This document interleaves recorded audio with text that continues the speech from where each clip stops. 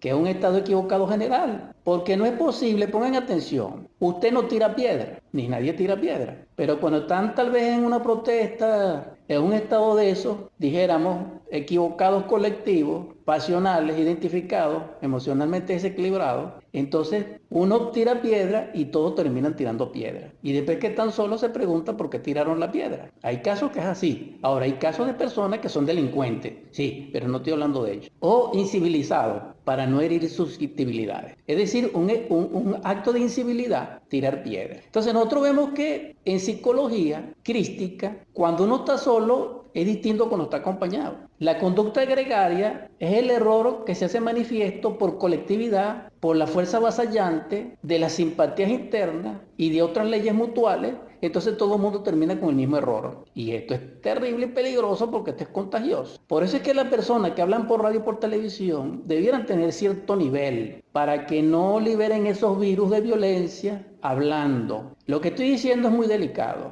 pero debe reflexionarse. Antes, en el tiempo, había mucho más cuidado con eso, pero nosotros ahorita vemos que hay abusos al respecto. Total, no hay respeto, porque no hay libertad, porque somos esclavos del yo, somos esclavos de la sociedad y somos esclavos. Pregunto, ¿por qué un adolescente quiere salir de su casa, de su hogar donde se le ama, donde se le provee? ¿Por qué ese adolescente, en algunos casos, no le falta nada y sin embargo quiere salir de su casa? Quiere experimentar, entre comillas, y tal vez termine en el vicio, en la delincuencia o en la locura. ¿Por qué? Porque él dice que quiere ser libre. La pregunta es, ¿libre de qué? Libre de la familia, libre de su hogar.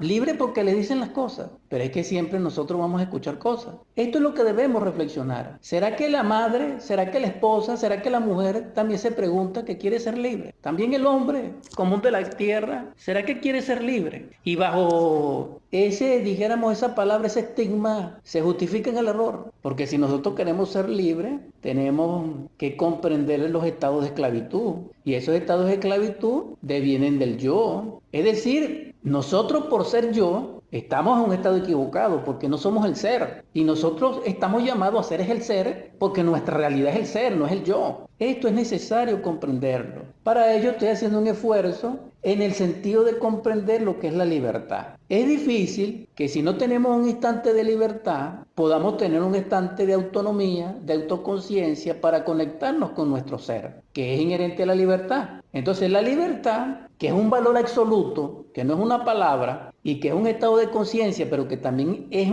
una propiedad del ser, él no puede ser partícipe de ella. Cuando nosotros somos inocentes, somos libres hasta cierto punto. Cuando nos autoindependizamos, aparece el yo nuevamente. Entonces aquí aparecen los estados equivocados. Entonces, ¿necesitamos una individualidad? Sí, pero no del yo. Necesitamos una individualidad sagrada. Pero posteriormente a esa individualidad requerimos y precisamos una sobreindividualidad que no es del yo ni es individual, válgame la expresión, sino que es del ser, porque el ser se va integrando a nosotros y se va asimilando y nosotros vamos siendo aniquilados. Y esto es la magia del amor, que si nosotros amamos a Dios sobre todas las cosas, debemos servirle a Él y obedecerle y ser Él, no ser más yo. Cada vez que nosotros queremos hacer nuestra voluntad, nuestro querer, nuestras apetencias y concupiscencias somos yo. Pero cuando nosotros nos negamos a eso, como dice el Cristo, niégate a ti mismo, toma tu cruz y sígueme, entonces nosotros, cumpliendo ese principio crístico, esa clavícula maravillosa, le damos oportunidad a nuestro ser, entonces ya no somos yo, sino que somos Él. Y Él puede decir en Él, yo soy lo que soy.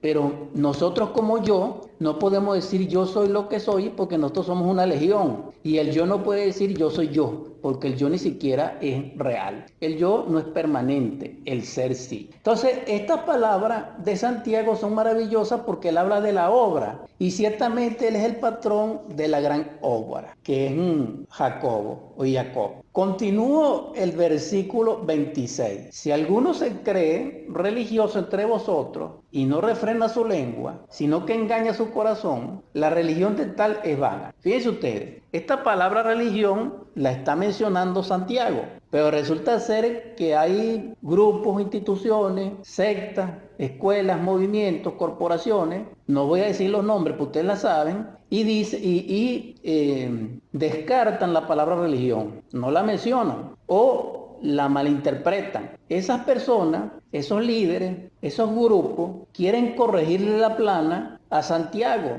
el mayor, donde él sí habla de eso. Y la aclara cuando dice, en ese versículo 26, cuando nos exhorta a frenar la lengua, sino que engaña su corazón, la religión de tal es vana. Entonces debiéramos reflexionar sobre la palabra religión a la luz de Santiago. Y les agrego, la palabra religión deviene de religare, es decir, de volver a unir nuestra realidad interior a la realidad intrínseca de nuestro ser y de nuestro Dios, que es el Dios Todopoderoso. Esa integración se conoce como religare, como religión. No es un templo, no es un grupo, no es una institución, no es un texto, no. Ahora bien, dice que frene su lengua. Los estados equivocados nuestros debemos observarlos. ¿Por qué? Porque cuando ellos salen al exterior generan una serie de inconvenientes y realmente son producidos por la lengua. Vamos a domar la lengua, vamos a hacernos conscientes del lenguaje. Exhorto a todo aquel que utiliza un medio de comunicación de cualquier nivel para expresar su palabra, que lo haga en armonía,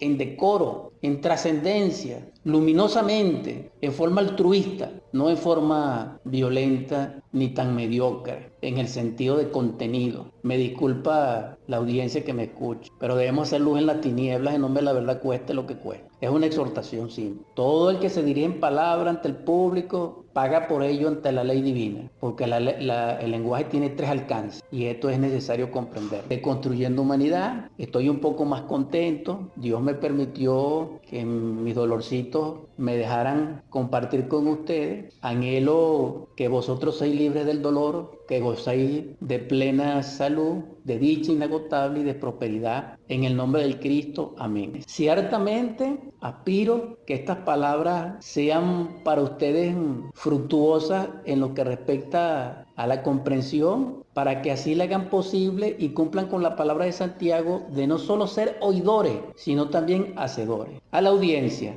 nos espera un mundo vasto, lleno de experiencia, próspero, luminoso. Vamos a regirnos en el sendero de la luz. Vamos a polarizarnos con la luz, con ese sol que nos ilumina, con la virtud. Vamos a abandonar el camino ancho. Vamos a renunciar al yo, al anticristo, al inicuo. Y vamos a hacer lo siguiente. Amémonos. No más discusiones, no más razonamientos. No. Llamados sois al amor. Gracias infinitas a la audiencia.